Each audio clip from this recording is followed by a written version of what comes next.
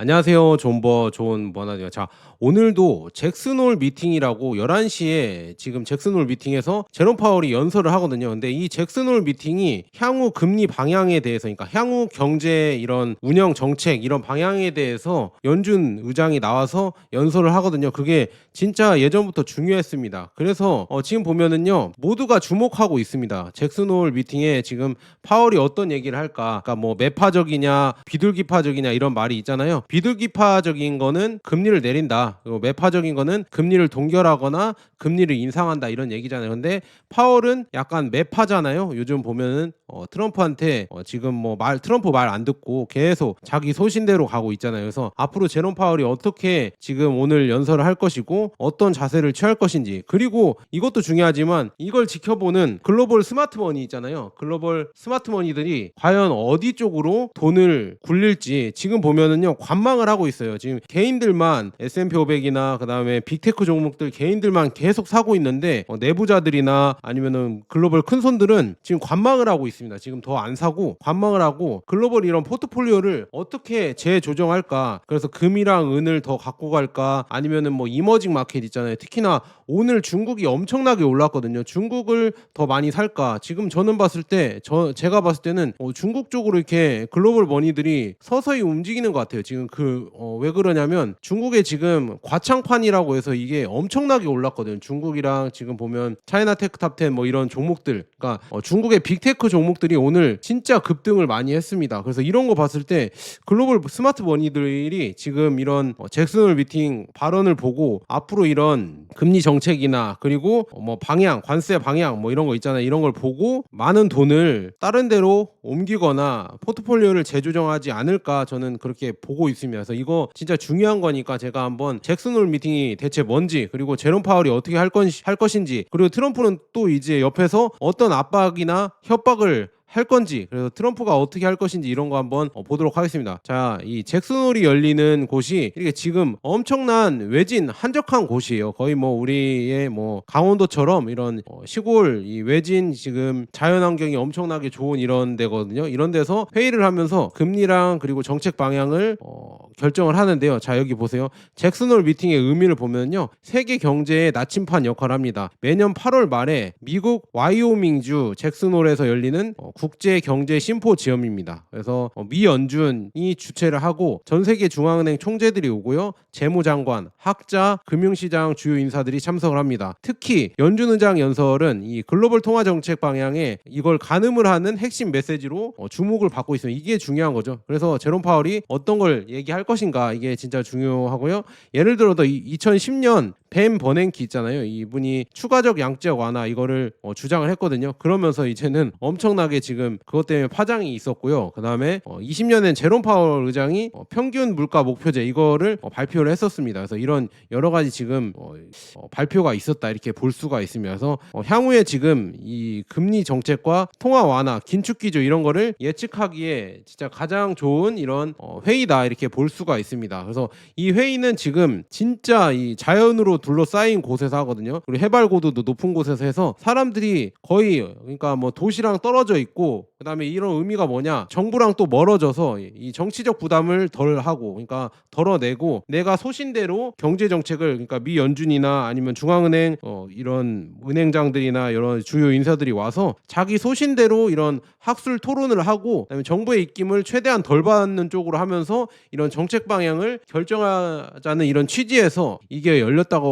이렇게 나와 있으면서, 잭슨홀은 지금 와이오밍주 북서부의 잭슨홀이라고 해서 로키 산맥과 그랜드 티턴 국립공원에 인접한 협곡지대다. 그러니까 여기 아무나 들어오는 게 아니라 진짜 이 산으로 다 둘러싸여 있어서 진짜 뭐 도시 소음과 이 정치적 부담 이게 중요하죠. 정치적 압박이죠. 이거를 피하면서 내가 이렇게 지금 내 철학대로 내 이런 신념대로 이런 걸 하자 이런 주의로 이런 만들었습니다. 근데 이게 발단이 된 데가 폴 볼커거든요. 여러분들 주식 투자하면서 아마 요즘 폴 볼커 얘기 많이 들어보셨습니다. 그래서 폴 볼커가 대체 누구냐 이렇게 물어보면요, 폴 볼커는 당시에 지금 미국이 엄청난 인플레이션이었습니다. 스태그플레이션이라고 하죠. 물가도 오르고 실업난은 엄청난 상황이었는데요. 폴 볼커 그때 당시 연준 의장이었는데 폴 볼커가 이분이 뭐 키도 큽니다. 뭐 2m 가까이 되는데 이분이 지금 보면은요. 이 물가를 잡기 위해서 극단적인 선택을 했습니다. 그 극단적인 선택이 뭐냐? 자기는 인플레이션 파이터라고 이렇게 하면서 금리를 대폭 인상했으면 여기 나와 있죠. 제가 네모친 이 구간이 폴 볼커가 의장을 했던 그 구간에서 금리를 이렇게 올렸거든요. 금리를 20% 넘게 21% 넘게 이렇게 금리를 올렸습니다. 이렇게 갑자기 올리면은 이 빚이 있는 이 부채가 있는 사람들은 엄청 힘들겠죠. 그래서 지금 뭐 빚을 진 사람들이 폴 볼커를 지금 암살하겠다 막 이렇게 하면서 협박을 많이 했거든요. 그래서 지금 폴 볼커는 진짜 어떤 연준 회의를 다니거나 아니면 뭐 퇴근할 때나 자기 가슴팍에 이런 권총을 갖고 다녔다고 합니다. 그래서 여러 단체에 반대를 무릅쓰고 폴 볼커는 물가를 잡겠다는 일념 하나로 금리를 올리면서 인플레이션 파이터로 금리를 올렸습니다. 그런데 진짜 살해 협박과 암살 협박이 엄청나게 받았다. 그래서 이런 권총을 갖고 다녔다. 그래도 자기 뚝심대로 결국에는 그렇게 금리를 올려서 물가를 잡아서 다음에는 이제는 이렇게 금리가 내려오면서 이때 진짜 미국의 황금기라고 불릴 만큼의 엄청난 경쟁 성장도 하고 그다음에 이 당시 이때 아메리칸 드림이 여기에서 나온 말이죠. 그래서 이때 엄청나게 지금 미국이 부유해질 수가 있었다. 그래서 이번에도 그렇게 될 것인지 모르겠습니다. 이번에 금리를 이렇게 비교해봤을 때 아예 상대가 안 되죠. 그래서 지금 봤을 때 정말 대단했다. 그런데 이 폴 볼커가 이때 처음으로 잭슨홀에서 이 심포지엄을 열었습니다. 1982년 때 폴 볼커가 여기로 오면서 새로 출범하면서 이게 국제 심포지엄을 열었거든요. 그래서 폴 볼커는 열렬한 낚시와 사냥 애호가였다고 합니다. 그래서 여기로 지금 잭슨홀로 유인을 해서 여기서 회의를 하자 하면서 여기가 지금 개최지로 되었다. 그런데 더 중요한 거는 제가 말씀드렸다시피 이 산이랑 그다음에 호수로 이렇게 쌓여 있어서 결국에는 이 외부의 입김에 이렇게 흔들리지 말고 자기 이런 뚝심대로 한번 가보자 이런 의미가 저는 크다고 봅니다. 그래서 이번에도 지금 제롬 파월이 어떤 이런 뚝심을 갖고 얘기를 할지 진짜 저는 그게 기대가 된다 이렇게 말씀드립니다. 왜 그러냐면 지금 트럼프랑 제롬 파월은 엄청나게 지금 싸우고 있죠. 이 트럼프의 지금 마가 행정부냐 아니면은 제롬 파월의 이 뭐라고 해야죠? 연준을 필두로 한 이 금융 세력이냐 과연 누가 이길까의 이 싸움이거든요. 근데 요즘 보면은요 트럼프가 점점 판정승을 하고 있는 모습이에요. 트럼프가 요즘 진짜 점점 실세가 되면서 이 지금 뭐 금리를 내려라 그리고 이사 자리 내놔라 연준 의장 자리 빨리 내려와라 이렇게 압박을 주는 게 트럼프가 진짜 세졌구나 이걸 느낄 수 있었고요. 그래서 트럼프 대통령과 지금 파월이 대립하는 거는 금리입니다. 트럼프는 지금 금리를 뭐 3%대로 3% 인하를 해야 된다. 지금 이렇게 하면서 왜 인하를 해야 되냐? 트럼프가 하고 싶은 게 너무 많거든요. 그 중에 하나가 이제 부채를 해소해야 됩니다. 부채를 해소하고 재정 건전성을 높여야 되는데 그런데 금리가 너무 높기 때문에 이 국채 이자가 너무 높잖아요. 그러면은 부채가 계속 늘어날 수밖에 없는 구조입니다. 그래서 그걸 어떻게든 줄여보려고 그리고 투자도 늘려보려고 하니까 이 금리를 내려야 된다. 그래서 계속 파월한테 금리 내려라 이렇게 계속 압박을 주는 겁니다. 근데 제롬 파월은 취임 후에 금리 동결을 유지하면서 독립성을 고수했다. 아무리 뭐 이런 옆에 이런 외부 인사 특히나 대통령의 압박이 있어도 나는 내 신념대로 내가 갖고 있는 이런 원칙대로 하겠다 이렇게 나오고 있습니다. 그래서 그 다음에 이제는 트럼프의 관세 효과가 점점 나오면서 물가 상승 우려가 지금 커지고 있죠. 아니면 뭐 일회성이다 이렇게 논쟁이 있는데 저는 제가 봤을 때 이제 점점 이제 트럼프의 이제 관세가 들어오면서 물가 상승이 올 것 같다 이렇게 보고 있습니다. 그 다음에 더 중요한 게 지금 잭슨홀 미팅 이전에 발표된 고용이랑 물가 수치가 지금 모순이 발생하고 지금 뭐 사람들이 지금 뭐라고 해야죠 우왕좌왕하게 만들었죠. 왜냐 고용은 지금 5월 6월 수정치가 25만 개가 감소했습니다. 그래서 경기 둔화 우려 때문에 이제 진짜 금리 인하해야 된다. 그래서 페드와치 보면 금리 인하 확률이 90 몇 프로까지 올라갔거든요. 그래서 거의 뭐 금리 인하를 하겠구나 이렇게 생각을 했었는데 그런데 갑자기 또 이제는 물가 지수가 나왔거든요. CPI는 조금 안정적으로 나왔지만 이 생산자 물가 지수라고 하죠. PPI가 급등을 하면서 이거 어떻게 하지? 이거 이렇게 급등을 하면 결국에는 이게 물가로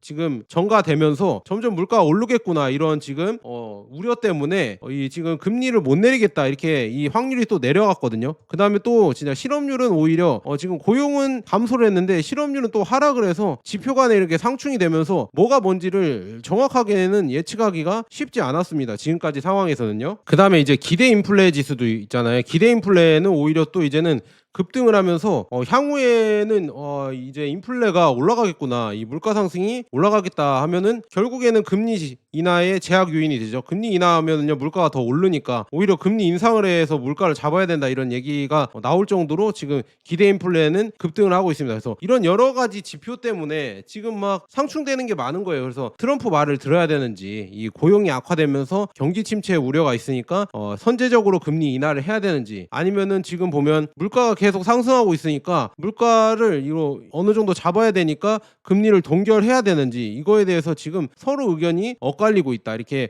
볼 수가 있고요. 그 다음에 8월부터 지금 본격화되는 미중 관세 전쟁, 이것 때문에 이제 또 물가가 또 올라갈 수 있을 가능성이 크잖아요. 그래서 이런 여러 가지를 봤을 때 야 진짜 이거 싸움이 재밌어지겠구나 이렇게 볼 수가 있습니다. 그래서 지금 제롬 파월이 작심 발언 가능성이 있습니다. 그래서 잭슨홀 미팅 때 아마도 이게 마지막 무대거든요. 왜 그러냐면 임기가 26년 5월 달에 제롬 파월도 이게 의장 임기가 종료가 돼요. 그러면은 당연히 내려와야겠죠. 뭐 트럼프가 다음번에 시키지는 않을 테니까 절대. 그래서 내려오는 마지막 무대 라스트 댄스라고 하죠. 라스트 댄스에서 아마 작심 발언을 또 할 수도 있다. 그리고 제가 제롬 파월이라고 해도 아마 나는 뭐 그냥 뚝심대로 그냥 갈 것 같아. 어차피 지금 이렇게 시작된 거 트럼프한테 굴복하느니 그냥 끝까지 나는 나의 소신을 지키고 내려오는 게 나중에 역사에 기록될 때 더 멋있는 이런 의장이 되지 않을까, 더 명예로운 의장이 되지 않을까 이렇게 생각이 들거든요. 트럼프의 말에 이렇게 조금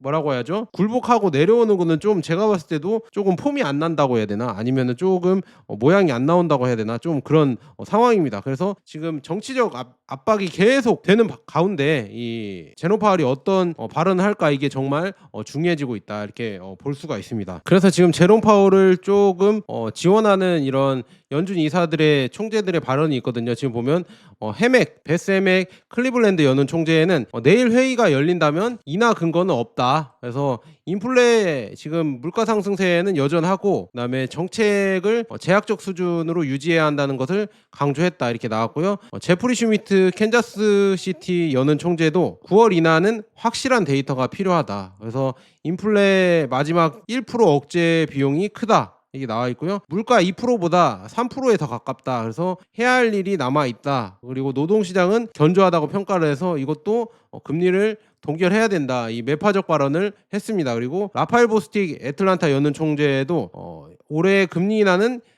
한 차례만 예상이 된다 이렇게 하면서 둘은 뭐 대부분 이런 매파적 발언을 하면서 제롬 파월을 조금 지원 사격을 해주고 있다 이렇게 볼 수가 있습니다. 그래서 이런 거를 봤을 때 제롬 파월을 지원해주고 있지만 중요한 건 트럼프 압박이 어마어마하다는 얘기죠. 왜냐, 트럼프는 지금 연준을 흔들고 있습니다. 제롬 파월이 흔들리지 않고 있으니까 이 연준 이사들을 흔들고 있거든요. 그래서 도널드 트럼프는 지금 리사 쿡이라고 해서 이 연준 의사 있습니다. 연준 이사 죄송합니다. 이사가 사퇴를 해야 된다. 왜 문제가 많다. 여러 가지 지금 보면요, 모기지 거래나 뭐 이런 여러 가지 약간 비리가 많다. 그래서 그거에 대한 검찰 수사를 할 수 있으니까 빨리빨리 내가 이런 거 하기 전에 연준에서 물러나라 이렇게 계속 얘기를 하고 있거든요. 그 다음에 그 전에 지금 후글러 이사가 갑자기 6개월 이상이 지금 연준의 임기를 남기고 갑자기 사임했거든요. 근데 이걸 봤을 때 제가 봤을 때는 이 트럼프의 거센 압박 때문에 후글러 이사도 아마 사임을 한 게 아니냐. 그래서 여기에 뭐 스티브 미란을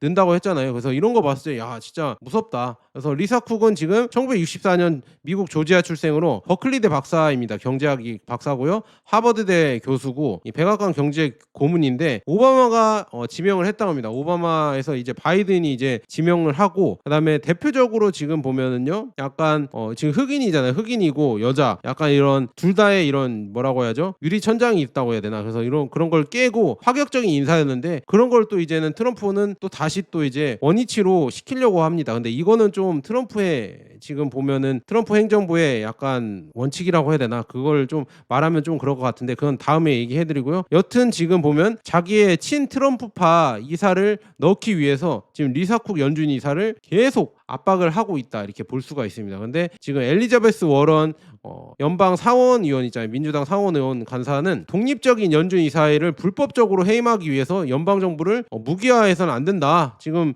얘기를 하는 겁니다. 지금 보면은요, 트럼프가 이렇게 압박을 주지 마라. 연준은 독립적인 단체인데 왜 자꾸 정부가 이렇게 뒤흔들려고 하느냐 이렇게 나와 있는데 트럼프한테는 지금 먹히지 않습니다. 트럼프가 지금 하고 있는 거는 지금 보세요. 관세도 하고 있고요. 그 다음에 뭐 지금 뭐 인텔을 국유화시키 바뀌겠다. 그다음에 애플 지금 팀쿡 회장 보고 미국에 투자하지 않으면 관세 때리겠다. 그리고 엔비디아한테도 너 지금 중국에서 돈 벌고 오는 거 그것도 관세 때리겠다 이렇게 하면서 거의 뭐 막가파예요. 마가파가 아니라 막가파 정책으로 이렇게 가고 있거든요. 거의 뭐 중국처럼 이 뭐라고 해야죠? 사회주의처럼 이렇게 점점 가고 있잖아요. 그래서 국가 사회주의처럼 이렇게 가고 있어서 참 재밌어지고 있습니다. 미국이 원래 그런 이런 나라가 아니었거든요. 근데 트럼프가 오면서 자기 맘대로 지금 하고 있어요. 그래서 지금 연준도 지금 계속 압박을 해서 아마 다음에는 이제 연준 이사 그다음에 연준 의장 뭐 이런 데도 다 자기의 신복들만 심어놔서 계속 금리 인하를 시키지 않을까. 저는 그것도 참 걱정이 좀 많이 된다 이렇게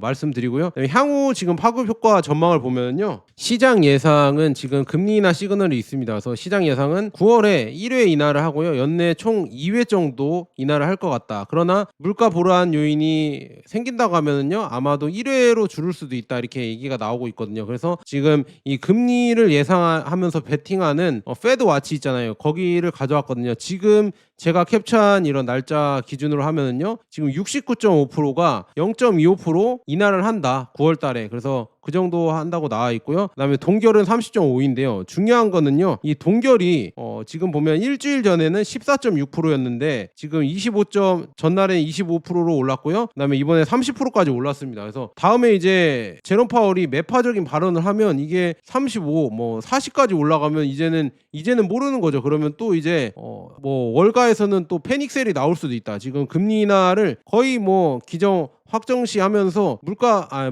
주식이 올랐었는데 이제 매파적인 발언을 하면 또 주식이 확 떨어질 수 있다. 그래서 그걸 여러분들 대비를 하셔야 된다 이렇게 말씀드립니다. 이것도 여러분들 보시면 재밌는 내용이죠. 그래서 0.25% 거의 확실시 되고 있고요, 9월 달에. 그다음에 올해에는 몇 번을 할 것인가. 근데 지금 우세한 확률은 9월 달에 한 번을 하고요, 그다음에 10월 달에 넘기고 12월 달에 한 번 더 하는 걸로 이렇게 확률이 높게 나오고 있습니다. 그래서 이거 봤을 때 한 올해에는 2번에서 한 번 정도인데 2번이 조금 더 확률이 높다 이렇게 볼 수가 있습니다. 그래서 이런 여러 가지 봤을 때 정말 재밌는 상황이고요. 그래서 트럼프는 왜 지금 금리 인하에 왜 이렇게 목을 매나 이렇게 물어보시면요, 지금 보면 이 국채 발행과 10월 위기설 때문입니다. 그래서 지금 보면 국채 발행 한도가 이제는 5조 달러 증액을 하면서 계속 BBB 법안으로 가고 있는데 상반기에 발행은 하나도 안 했다고 합니다. 그런데 지금 하반기에 2조 달러가 쏟아짐이 예상되고 있고요. 그다음에 이제는 또 만기로 돌아오는 게 10월 달에 또 만기로 들어온다고 합니다. 그런데 금리를 인하하지 않으면요, 이자가 계속 늘어나겠죠. 그러면은 지금 트럼프는 재정 부담을 계속 커질 거예요. 그래서 미국이 그래서 좋지가 않다. 한번 그래프 한번 볼게요. 지금 보면 지금 37조 달러 이게 미국의 부채 예상인데요. 뭐 34년에는 57조 달러까지 올라간다는데 지금 25년에 지금 이번 달에 그렇죠, 37조 달러가 돌파했는데 이건 계속 올라가고 있습니다. 지금 5개월 만에 1조 달러씩 늘어나고 있다는데 이게 앞으로는 이자까지 더 더해지면 더 빨리 올라가겠죠. 그래서 이 부채가 계속 늘어나면 늘어날수록 결국에는 미국이 점점 안 좋아지고 있고 국채 통화의 이 기축 통화의 이런 패권도 점점 내려온다. 그러니까 이런 여러 가지 때문에 금이나 은이 계속 오르는 거고 비트코인도 계속 오르는 이유가 다 이런 이유가 있다 이렇게 여러분들에게 말씀드립니다. 그래서 이런 지금 여러 가지 이유 때문에 금리 인하를 지금 필연적으로 트럼프는 빠르게 해야 돼요. 진짜 할 수 있으면 뭐 0.5% 막 이렇게 하고 싶은데 그 말을 지금 제롬 파월이 듣지 않으려고 하니까 계속 이 제롬 파월은 흔들기 어려우니까 옆에 이사들을 계속 니네 나중에 이제 이사 퇴임하고 또 이제 좋은 일자리 가야지, 좋은 데 가야지 이렇게 하면서 그걸 압박을 하고 있거나 아니면은 니네 뭐 비리 있었지 털으면 먼지 안 나오는 사람 없잖아요. 그래서 계속 그런 걸 탈탈 털면서 이런 압박을 하고 있다 이렇게 볼 수가 있습니다. 그다음에 지금 양적 긴축 중단 가능성도 지금 커지면서 국채를 많이 발행을 해야 되는데 그 발행하려면 지금 금리가 낮아야겠죠. 그래서 금리를 최대한 낮추려고 지금 트럼프 정부가 하고 있습니다. 그 다음에 이제 통화 정책도 중장기로 이제 변화해야 된다 이런 얘기가 나오고 있거든요. 왜냐 5년 단위 물가 관리를 목표로 조정이 논의 중이어야 된다. 논의 중이고요. 그 다음에 CPI 단기 반응보다는 5년 평균 물가를 기준으로 유연한 접근이 정말 필요하다. 뭐 이런 얘기까지 나오고 있어서 지금 이제 금리에 대해서 진짜 조금 너무 좀 재미있어지는 것 같습니다. 그 다음에 트럼프는 지금 금리를 낮춰야 되는 이유가 뭐냐? 애플이나 이런 데에도 미국에 투자해야 된다. 그리고 미국으로 이제 공장을 옮겨서 미국에 생산을 하지 않으면은 얘네들이 지금 안 좋은 결과를 얻을 것이다. 애플 지금 팀쿡 회장 불러서 이렇게 압박을 했거든요. 그래서 결국은 애플이나 뭐 TSMC나 다른 뭐 삼성이나 이런 데가 들어와서 그래도 돈을 빌려서 공장을 지어야 될 거 아니에요. 근데 그 차입 비용이 금리가 높으면은 이 이자가 높잖아요. 그래서 빨리 투자를 안 하고 빠르게 이렇게 안 들어오려고 아마도 이런 장꾀를 부릴 겁니다. 그런데 그런 걸 못 부리고 빨리빨리 오도록 하려고 하면 역시나 이자가 낮아야겠죠. 빌려주는 금액이 낮아야 빨리빨리 돈 빌리고 그 돈 빌린 거를 이렇게 지금 매개체로 해서 투자를 해서 더 많이 이런 미국에 공장을 지을 수 있겠죠. 그래서 그런 거를 빨리빨리 하려고 금리 인하를 서두르고 있다. 이렇게 트럼프는 볼 수가 있을 것 같습니다. 그래서 우리나라는 어떻게 될까? 지금 한미 기준금리 추이가 지금 뭐 그래도 2%대 이 금리 차가 있잖아요. 진짜 이거 보면서 야 우리나라는 큰일 났구나. 이 지금 미국이랑 금리 차가 계속 나면 날수록 좋지 않은데 환율도 지금 1,400원대예요. 그래서 여기서 지금 잭슨홀 미팅이 어떻게 되냐 지금 매파적으로 나오면 또 1,400원 돌파해서 쭉 올라가서 또 시장의 불안감을 조성할 수가 있거든요. 그래서 환율이 진짜 중요하고요. 그다음에 지금 만약에 인하 발언이 되고 인하가 좀 된다고 하면 한국의 환율이나 금리나 이런 것도 조금 안도 랠리를 할 수가 있다. 하지만 저는 장기적으로 이 환율의 개념에서 봤을 때 우리나라는 환율이 계속 오를 수밖에 없습니다. 왜냐 제조업 경쟁력이 계속 내려가고 있고 저출산이나 우리나라 경쟁력이 계속 내려가고 있죠. 그러니까 앞으로는 저는 제가 봤을 때 환율이 계속 올라갈 겁니다. 1,500원, 1,600원, 1,700원, 2,000원 이렇게 올라갈 가능성이 크니까요. 웬만하면 여러분들 원화 들고 계시지 마시고요. 금이나 뭐 비트코인이나 은이나 아니면 미국 주식이나 중국 주식이나 뭐 이런 거를 들고 계셔라 제가 수백 번 강조를 드리는 이런 내용입니다. 그래서 저는 금과 은도 여러분들 뭐 ETF로 투자하시고 그다음에 현물도 조금씩 모아 가셔라. 그래서 제가 쿠팡 링크도 가서 봐라. 공부 좀 해라. 그래서 쿠팡 링크 한 번씩 클릭을 해서 그냥 얼마인지 시세 보고요. 제가 이게 쿠팡 링크 살 때 이 은 살 때 얼마였냐면 200만 원, 203만 원에 샀거든요. 근데 지금 210만 원이 넘어가거든요. 그래서 이렇게 올라가고 있다. 이렇게 말씀드립니다. 그래서 이런 거를 여러분들 한번 느껴보셨으면 좋겠고요. 그다음에 지금 AI 거품론이 커지고 있죠. AI의 대부 챗 GPT를 개발한 오픈 AI 최고 경영자 샘 올트먼이 우리 AI는 거품, 버블 속에 있다 이렇게 발언을 하면서 이게 지금 뭐 투자자들의 관심이 쏠리면서 야 AI의 대부인 샘 올트먼도 AI 거품론을 얘기를 하는데 AI가 지금 뭐 거품 아니야? 이렇게 해서 지금 점점 이런 불안감이 커지고 있고요. 그 다음에 이제 미국의 관세 정책 때문에 월마트 이익률이 나왔거든요. 그런데 안 좋게 나왔습니다. 그래서 앞으로도 이제는 트럼프가 계속 압박을 줄 겁니다. 월마트한테도 값싼 제품을 파는데 뭐 이제는 관세까지 이제 붙이지 마라. 이렇게 아마 압박을 주면은 결국에 그 말을 월마트가 따라간다고 하면 월마트의 영업이익이 더 안 좋아지겠죠. 오히려 적자가 더 늘어나겠죠. 그래서 이런 것도 좀 안 좋아지고 있다. 그래서 관세 이런 것 때문에 금리 인상도 올 수 있어서 이런 후폭풍이 있고요. 네, 트럼프는 지금 바빠요. 지금 다극화 시대가 열리고 있고 지금 여기 보세요. 제가 유럽의 몰락이라고 이걸 한번 영상을 찍으려고 하거든요. 유럽이 지금 몰락했잖아요. 지금 보면 이 사진을 보면 어떤 게 느껴지십니까? 지금 이 정상들이 이렇게 모여서 트럼프 이 책상 앞에서 이런 얘기를 하는 게 맞나요? 거의 뭐 보면은 뭐라고 하지? 봉건 제도에서 왕이 지금 호족들을 불러서 뭐 이런저런 얘기를 하는 거죠. 귀족들 불러서 이런 거 보면서 야 진짜 유럽이 이렇게까지 뭐라고 해야죠? 하락했구나. 권력이 이렇게 하락한 걸 느꼈고요. 그래서 중요한 거는 이 다극화 시대가 열리고 있습니다. 그래서 트럼프가 대내적으로 할 게 너무 많아요. 그래서 다극화 시대가 열리면서 이제는 3강 구도, 글로벌 3강 구도가 올라가고 있다. 그거 어디냐? 러시아, 중국, 미국 이런 식으로 흘러가고 있고 유럽은 지금 계속 내려오면서 안 좋아질 것이다. 이런 얘기가 나오고 있거든요. 이런 여러 가지 지금 변화 때문에 이 브릭스가 뜨고 있습니다. 그래서 이런 브릭스도 압박을 하려고 하면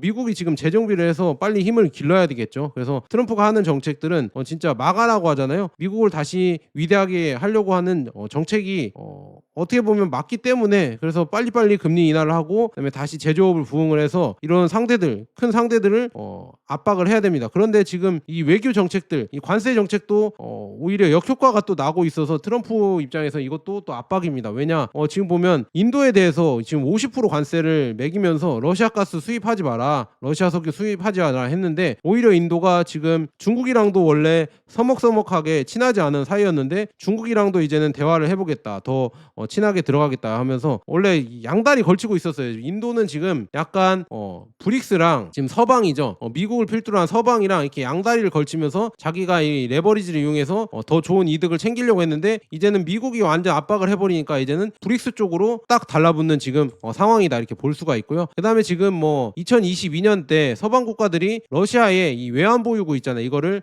동결하면서 결국에는 이게 남반구 국가들 전체에 충격으로 다가왔거든요. 그래서 물론 우리는 미국이랑 혈맹이다, 미국이랑 동맹이다 해서 미국이랑 엄청 친하고 그다음에 전 세계 국가들이 미국이랑 다 친한 걸로 우리는 착각할 수도 있겠지만 미국이랑 서먹서먹하고 친하지 않은 국가들도 많거든요. 그런데 그런 국가들이 지금 러시아가 저렇게 외환보유고가 몰수당하는 걸 보고 야, 이 미국의 국채나 달러를 많이 들고 있다가 미국에 지금 밉보이는 미국이 싫어하는 일을 하면 이게 동결될 수도 있겠구나. 그럼 우리는 어떻게 해야지? 금을 들고 가야겠다 해서 중앙은행들이 이제는 금을 더 많이 찾고 있습니다. 미국 국채보다는 금을 더 찾고 있는 지금 상황이다. 그래서 금의 가격이 계속 올라가는 이유가 이런 이유가 있고요. 제가 말씀드렸잖아요. 이제 거대한 이런 지금 금융 변화가 오고 있다. 이런 것도 꾸준히 말씀드렸죠. 물론 미국 주식도 잘 갈 수 있겠지만 전체적으로 지금 달러가 서서히 내려오면서 금의 가치가 올라가고 브릭스 경제 체제가 저는 좀 더 올라올 것 같다. 특히나 러시아의 이런 지금 부상을 보세요. 지금 보면 이렇게 지금 유럽은 몰락을 하고 있는데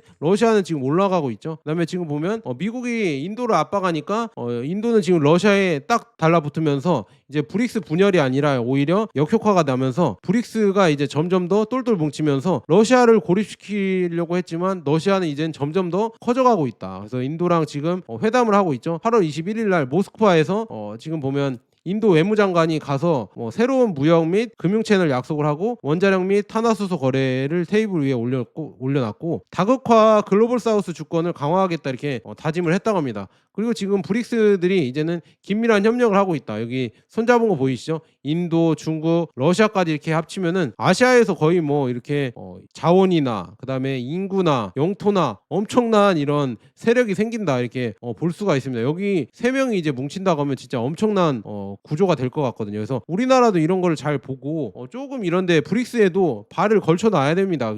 굳이 미국이랑 반대된 파다 해서 아예 배척하기보다는 이런 걸 해줘야 된다 이렇게 말씀드리고요. 그 다음에 금이나 은은 지금 잭슨홀 미팅을 좀 예의주시하면서 좀 소강 상태다 이렇게 볼 수가 있겠네요. 근데 금이나 은은 계속 금리 인하를 한다고 해도 세력들이 누르려고 하겠죠. 하지만 계속 이제 금과 은은 올라갈 수밖에 없습니다. 이제 점점 이제 여기서 물이 새기 때문에 금이 가기 때문에 점점 더 이런 다극화 시대가 오면 올수록 금의 가치와 은의 가치는 올라갈 수밖에 없다 이렇게 말씀드립니다.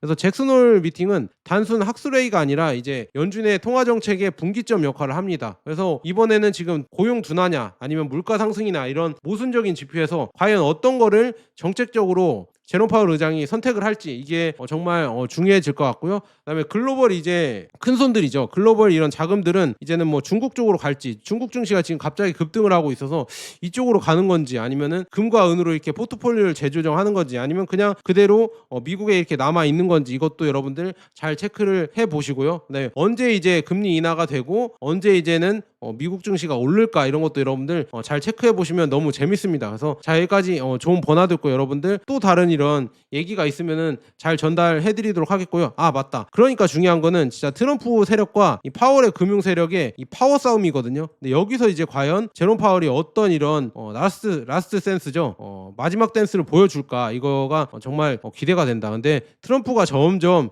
이거를 잡아먹고 있어서 이런 구도를 보시면 여러분들 좀 재밌어지고 있다 이렇게 말씀드립니다. 자 여기까지 좋은 번화 듣고 여러분 더 좋은 소식 있으면은 찾아뵙도록 하겠습니다. 감사합니다.